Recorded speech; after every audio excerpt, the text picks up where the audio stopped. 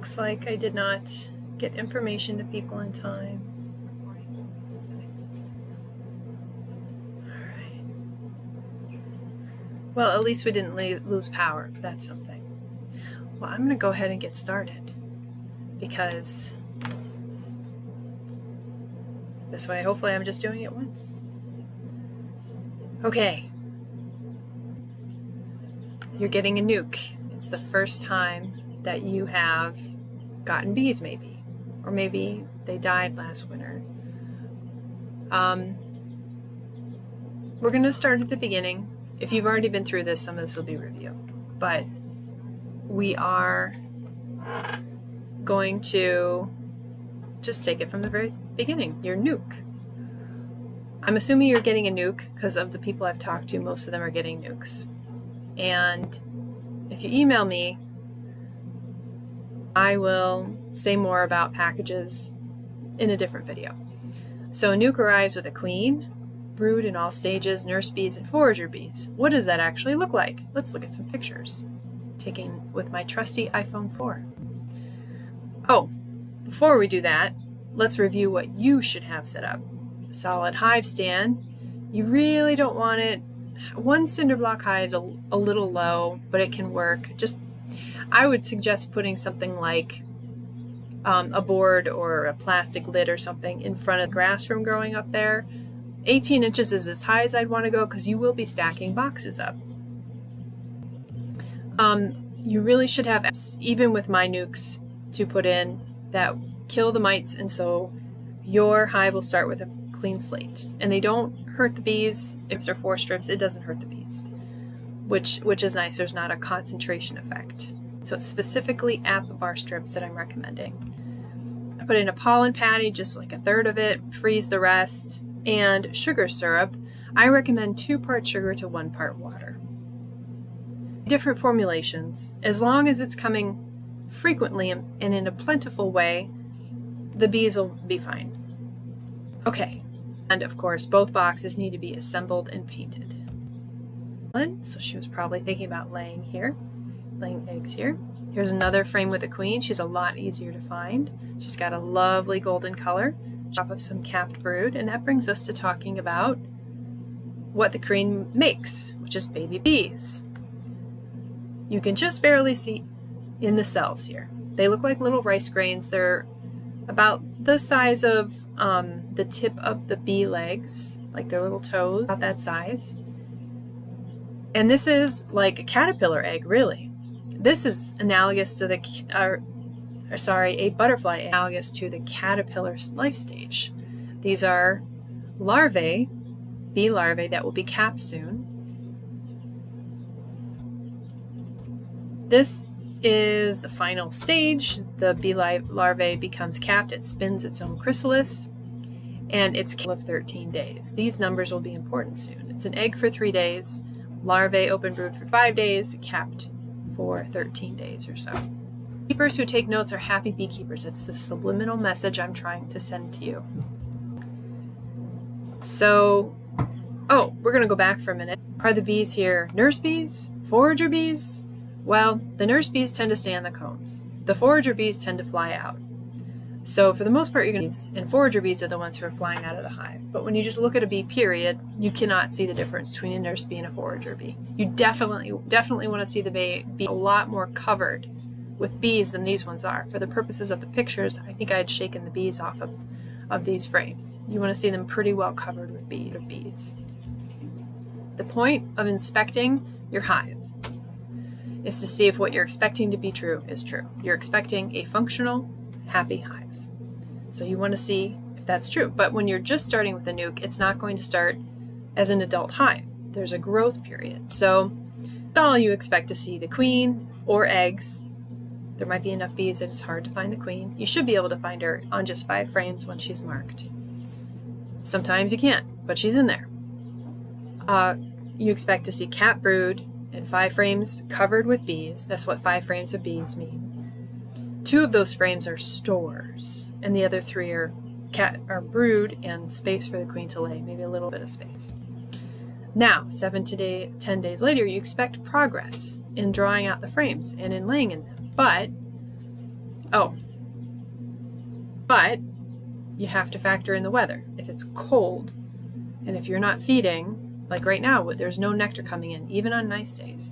If you are not feeding with sugar syrup, the bees are not going to draw out comb when there's no nectar coming in. Even if there is nectar coming in, if there's a spate of rainy days and you're not feeding sugar syrup, they're not in progress of drawing out comb. Some of them drawing out comb is on you as the beekeeper. A quart a day or 4 quarts twice a week. That's what to aim for once the temperatures are milder. So there's your part, and then there's Mother Nature's part. If it's highs in the 40s or maybe 50s, the bees just cannot really draw out a lot of comb. They can't take sugar syrup well. And that's going to delay, assuming everything is good, progress should look like. The frames just outside of those nuke frames will get comb starting in the center. They'll fill it first, and that'll be like frames 3 and 9. Frames 4 through 8 are your nuke frames. And then the next layer of the outer frames will get started in a week later. That would be frames 2 and 8. And then frames 3 and 9, which had just gotten drawn out and filled with stores, will turn into brood frames. The queen always starts laying in the center of the frames and prefers the center of the hive. Let's see if there's any comments. Oh, do I need to set up comments somehow? Shoot, that was the whole point of doing this on YouTube instead of Zoom.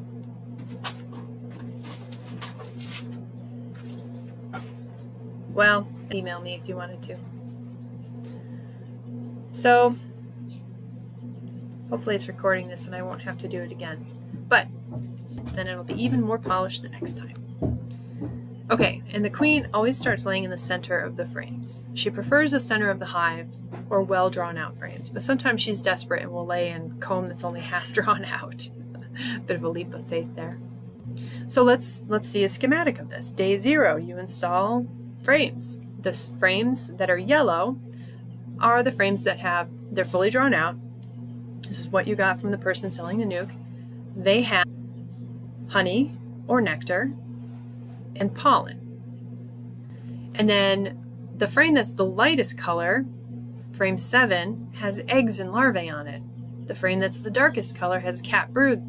Cat brood is darker when it's closer to being emerging, when it's on the more mature side. And this lighter color is the cat brood that is recently capped. So that's the first day. Then, about a week later, it'll take the bees a while to recover, to get their foragers set up. But about a week later, at least one more frame should have brood.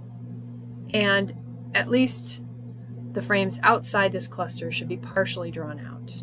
It might have made more progress, but this is definitely the minimum I would expect, assuming the weather's good and you are, or milder than like highs in the 60s, and you are feeding sugar syrup like you mean it. They might take a quart a day. Then 2 weeks later, I would expect all of the frames that you were provided with now have brood in them. The bees used up the stores there to feed baby bees and left room for the queen, so she's going to lay in those frames first. And then the new frames are going to mainly have stores. So we're going to pause here. Oh, we're going to move on to day 21, which is 3 weeks later. And the queen should have brood now in a new frame. And the bees should have drawn the box out pretty well. We're going to talk more about transitioning from day 14 to day 21 in a bit. And this is definitely you're going to be time for another box. But I just got to emphasize weather. If it's highs are going to be below about 45, below 50, 45, especially if it's 50 and like rainy and chilly. You're just not going to draw out much comb. They have to heat up the beeswax that they exude from their little glands to like 90 plus degrees to be able to shape it with their little mandibles, and they just can't do it when it's cold, or at least not as quickly. They can draw out like 2 frames of comb in a week if it's good weather and they're being fed well. And the beekeeper, see my subliminal message up in the corner, not feeding like a pollen patty and enough sugar syrup, and there's poor weather, or even if you're not feeding, and they can take those nutrients at night, you know? They won't progress as fast. All right, lecture's over. So you are going to want to see the eggs and see the capped brood when you get your nuke frames and when you're installing them. I would really recommend writing from the nuke. Like permanent marker on the top of the frames is good. And then reviewing, you expect the frames next to the nuke to start to be drawn out by day 7 and day 14. Those eggs you saw before, those are now capped brood. New frames now should have eggs in them. Here's another way to look at it. Day 0, day 7, there's going to be new comb, but not much new brood outside. And then that new comb should have eggs by week 2. So this is something really important to understand. You're going to start with 5 frames covered with bees. By day 7, you might have 7 frames covered with bees. You might have 6 frames. By day 14, you will probably have all of them, or at least 8 of them, covered with bees. So it's not going to be a new frame. It's almost a frame of bees a week. In 5 weeks, that's 5 more frames of brood, or frames covered with bees. I mean, you filled the whole box, and it's probably not even going to take 5 weeks. It's really going to take like 3 weeks to get to that point. Because 1 frame of capped brood becomes 2 frames covered with bees. You can see the bees are stacked horizontally when they are brood. They're about the same size in those cells that they will be when they emerge as adults. But when they're, I guess, vertical on the comb, they take up twice as much room. It takes 12 days to mature, and then all of the brood emerges. So you're going to gain 2 frames of bees in 2 days. Okay, when you're inspecting, one of the most important aspects of a successful inspection is when you know what you're seeing. You know what eggs look like. You know what larvae and capped brood look like. You know where to look for new comb and understand that that's new comb. And you understand that the hive, these things aren't randomly. And you also know what you should be seeing. So you have a sense from the date of install how much progression you're likely to see the next time you open up the hive, and that it's going to be affected by the weather. And knowing how long that frame of eggs is going to, until it becomes a frame covered with bees, having a sense of that is really important. So we're going to review that here in a minute. But entrance activity. I love watching entrance activity. When should you see this? The bees are kind of fussy about the weather. They don't dewy. I have seen them forage in the rain if it's mild, but if it's cool, it has to be pretty sunny for them to go out.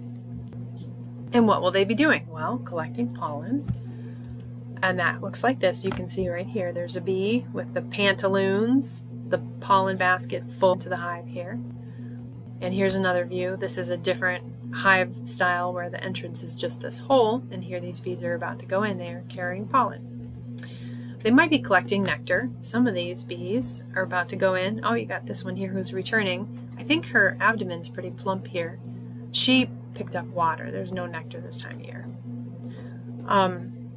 But sometime, at some point that's going to be nectar. Here is a bowl with here's a few bees getting water. Here is a bee getting water.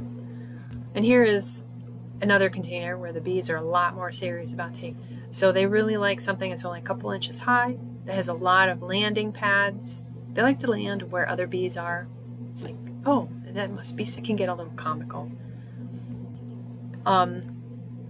Easy flight in to area that has the water container. So it doesn't have tall grass around it, doesn't have a lot of obstacles around it. I mean, they're little airplanes.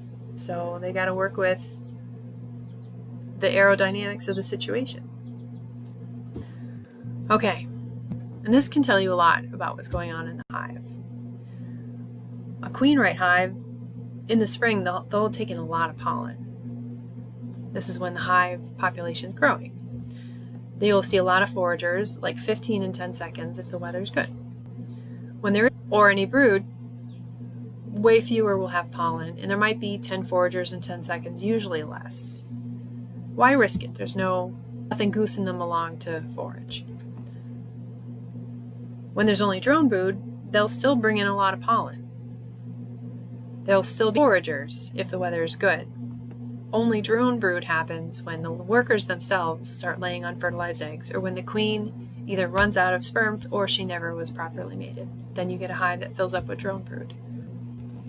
But it can look like queen right traffic, so there's a lot of limits to what the entrance activity can tell you. I always note it. At this point, they get a check mark. Unless they're specific, I want to note. About how many come in 10 seconds and about the percent pollen. Reveal a failing queen? Not really. Has it revealed a hive that was getting ready to swarm? No. It has that swarmed when I didn't realize it because those hives had a lot lower traffic than they'd had the day before their bees, but that effect only lasts for like 2 days. So you have to be looking at their activity every day to spot that drop, and you really don't want to spot that drop. You want them to stay in the box. Has it revealed a hive with problems? Yes. When there's low numbers of bees, usually this takes some time to develop. You can tell there's an issue when the traffic for that hive compared to the other hives is a lot lower.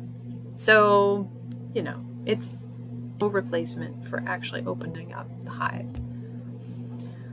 So now we're going to move on to inspection technique.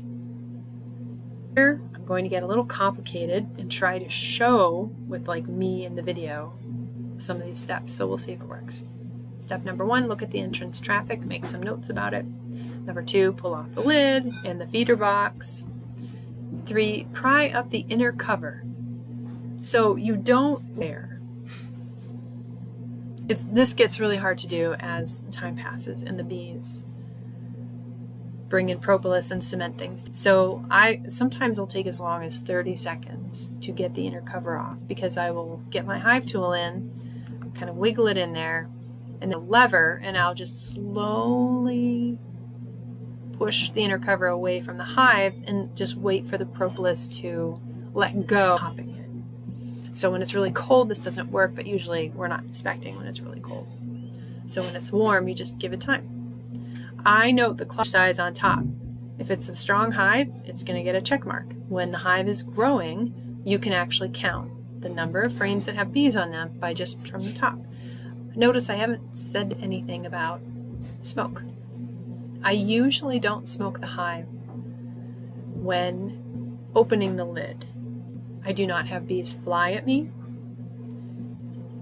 and I don't need them to move out of the way. When I need them to move, smoke them, but I don't just do a preemptive smoking. Okay, now it's time to pull out the frames. And I do start the smoker before I pop the lid though. Okay, so a general tip, move like you're underwater, almost in slow motion. And I'm going to also mention here, I wear nitrile gloves. I've used black before. The bees interpret it as a bird pecking at their hive, so I don't recommend black. Blue is a good color. I would not recommend dark purple or red because to bee eyes it may look like black. Teal blue or light blue that's like one of their primary colors. Those are good colors. Good colors to choose from. I buy mine. Oh boy.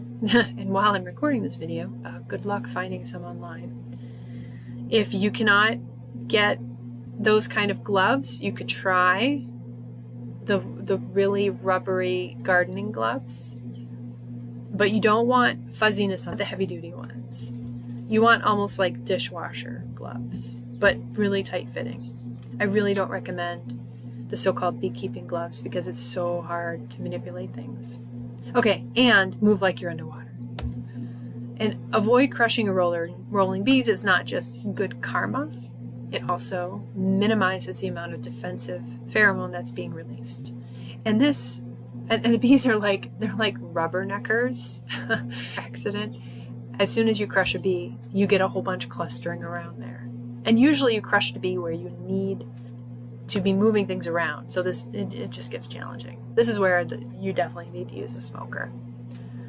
Or just try to avoid crushing or rolling bees. When you move frames around, it's the most dangerous time for the poor little critters. And then if I need to pry apart 2 frames so that I can eventually get frame free to lift it up, I will use gentle smoke to try and get them out of the way. As the hive gets crowded, this doesn't work and nowhere to go because it's covered with bees, but it's something that does get them out of the way for a little while. And then you never start in the center. You start either just outside the cluster. If you've got 6 frames covered with bees, start at frame number 7. Or the outermost frame, bees are covered. All of the frames have bees on them. It's the frame least likely to have the queen. And I frame in the feeder box or so-called quiet box if I'm done using a empty deep as the feeder box quart jars. You can take a relatively empty frame without much nectar and just put it by the entrance. Don't put it flat somewhere. You're going to step on it. Here's an example of an inspection sheet. Oh wait, you know what? Now we'll try. Oh, I don't know how to go from screen to video. Huh. That's the one thing I didn't practice. Oh, I should have taken a video and then shown it. Let me think here. So,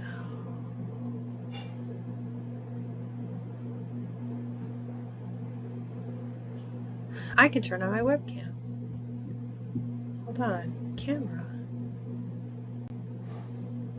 And then you'll see my camera while I'm live streaming. Okay. Problem solving at its finest. Oh, that light, that's right. Shoot.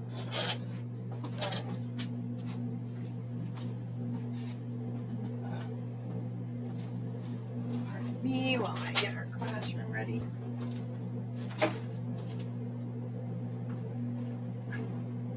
Okay, is that better? That's better. Okay, now we have to wave things down. Okay, you can see hive. I'm going to show some of my tools here. So before you pop the inner cover off, before you pop the lid off, get your smoker going. So we'll pretend it's going.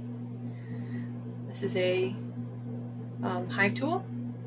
This is a frame gripper, and I really like it for pulling frame, but I don't use it on the rest of the frames. It's just too easy to drop a frame, and this will, if you're prone to heart attacks, give you one. And then I use a board as a half roof while I have the open. Alright, so we'll get back to those in a minute. Oh, okay, so then, first step in the inspection, the hive entrance is here. Do not stand in front of the hive entrance while you're inspecting. You can stand to this side or to the rear of the hive. Okay.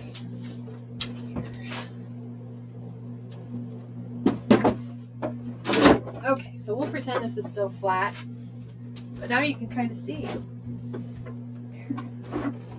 nothing will fall down with the clatter. Okay, so I have my inner cover.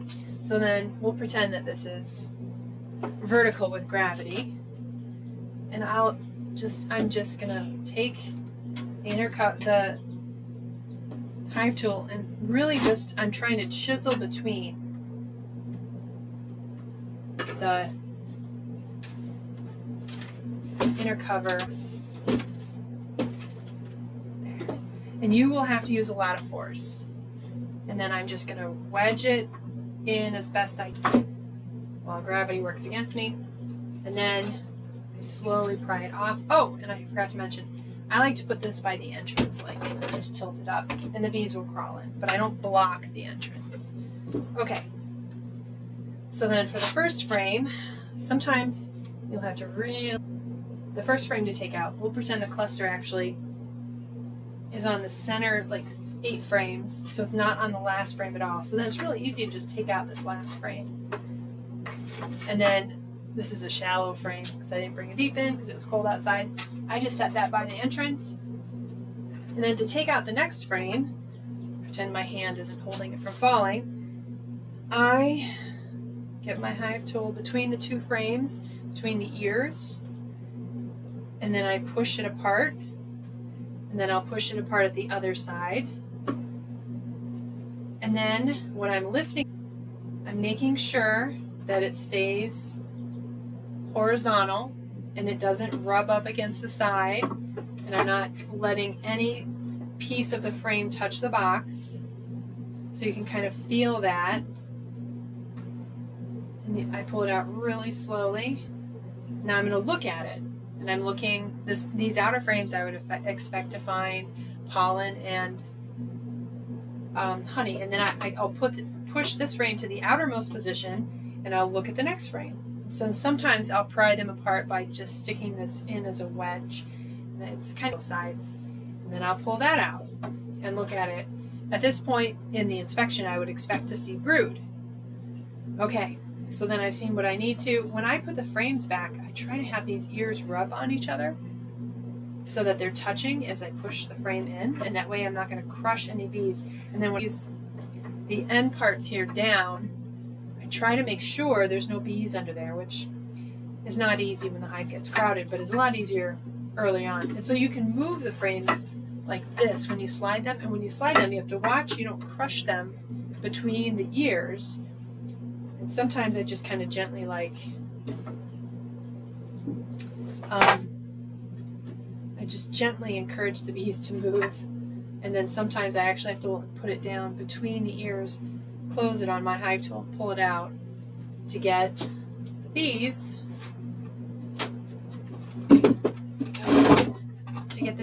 to leave that area alone. Oh, and this is what I would do with my half roof. I would put it on, oh, that's working. I would put it on the half of the hive that I'm not inspecting. And then you put everything back together, put the final frame in, put the on. I try not to squish any bees. Sometimes I have to put the inner cover back on. Oh, I didn't move like I was underwater, did I? More like how I would really move. Pick up the inner cover. The notch goes towards the entrance. This probably has bees on it. And then gently put the inner cover down. Sometimes I'll just wait for that side to be clear of bees, and then I just kind of tap, tap, tap, and they'll eventually move. And then if there are bees on here, sometimes I'll just be lazy and just tap like that and they fall off, or I'll flick them off and then get them inside. And for my inner cover, I use a hole saw to make feeder mason jar holes. So I just set the mason jar on top. If you ever have any of these open for bees to go in the feeder box, and I love it, recommend everyone do that. All right, back to the slideshow. That was enough of me being Vanna White. Okay, done with camera. Back to inspections. So the idea here is this is an inspection. The inspection sheet is your auxiliary memory. But it's also during the inspection of what you should be looking at. So which hive is this? What day is it? Any notes about the weather? What was the into the hive? How many had pollen? Are they taking water? If they are, it means they're coming in, usually. Are there drones flying? A reminder to check how many frames are covered on top of the hive. What's the capped worker brood pattern? Are they defensive? Sometimes they'll do headbutts against your veil. Sometimes they'll follow you when you walk away, and then sometimes they'll sting. And then a reminder of what to look at on the outer frames.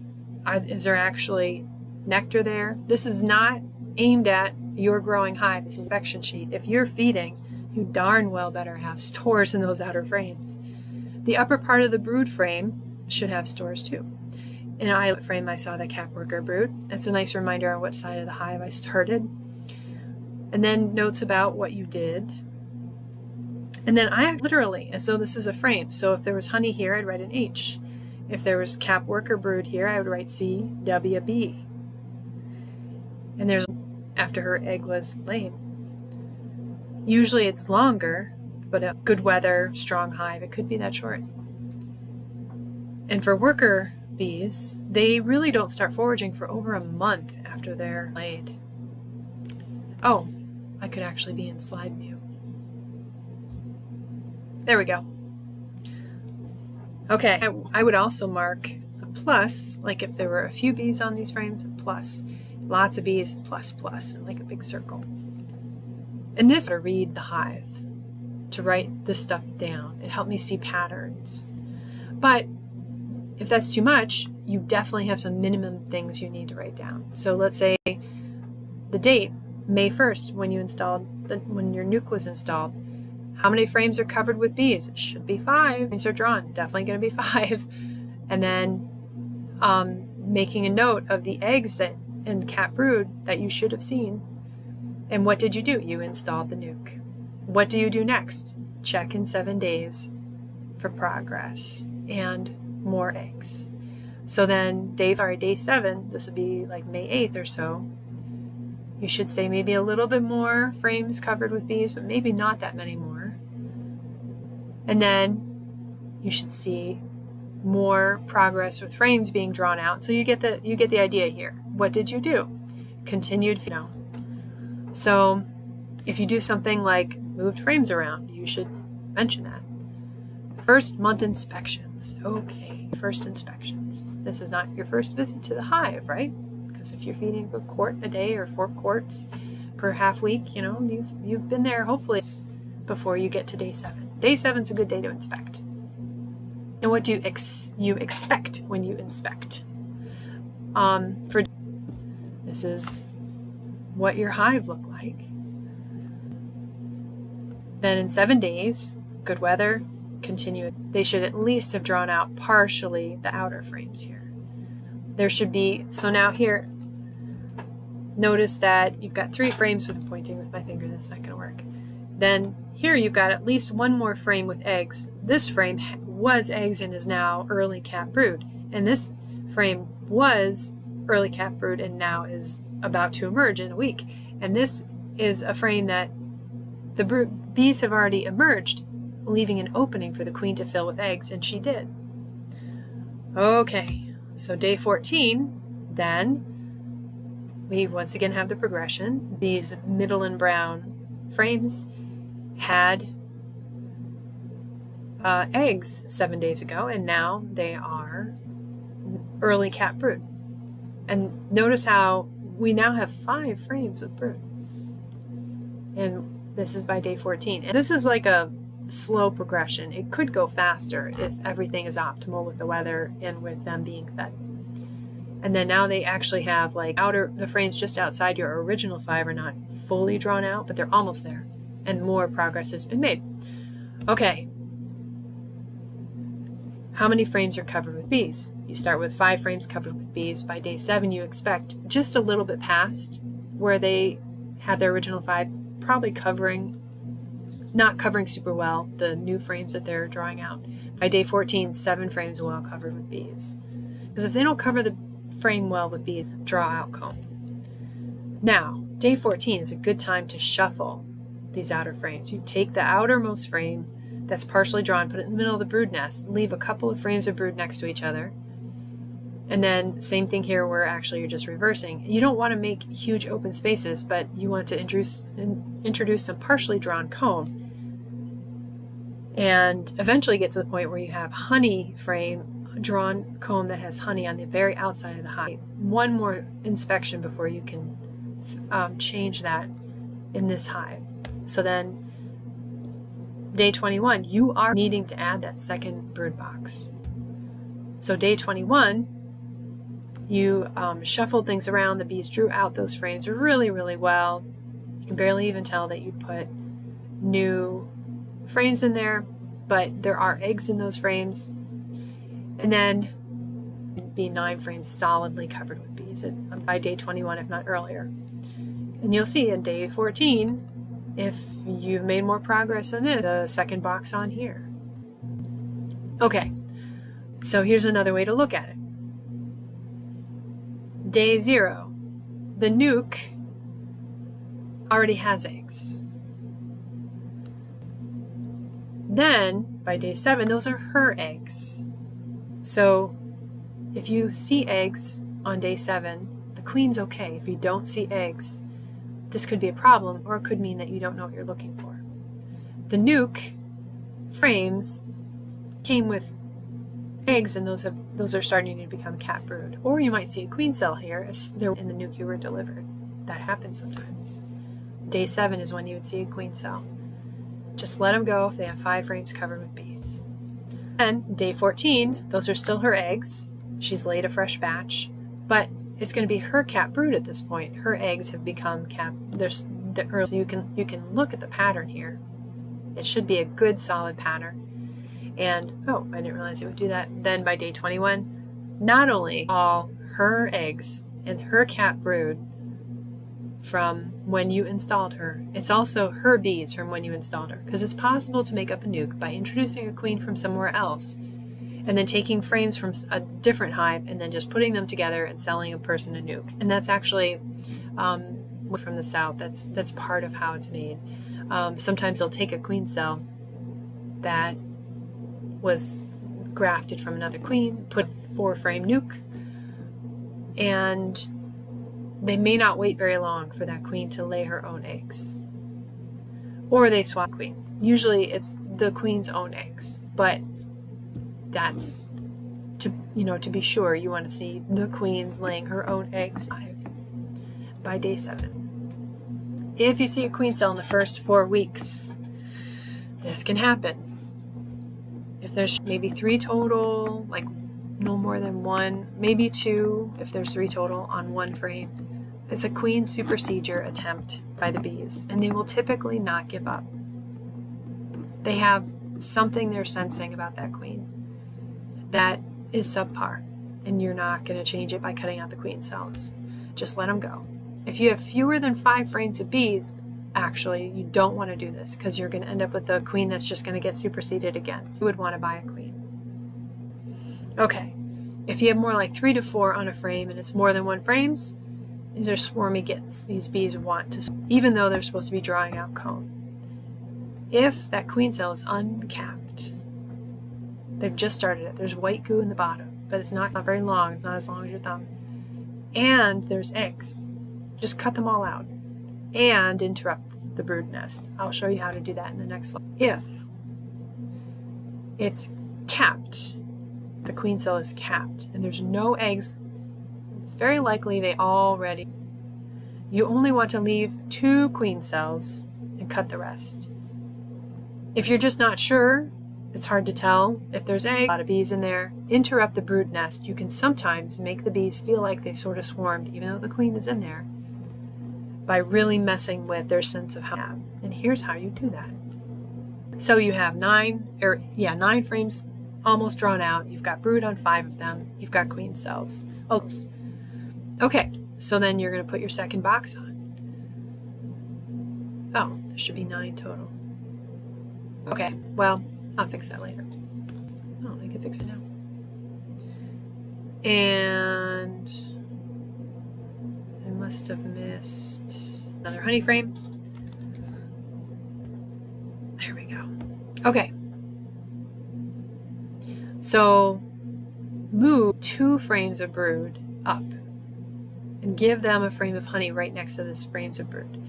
And then have a frame of brood honey and then 2 frames of brood, and have all this be next to each other.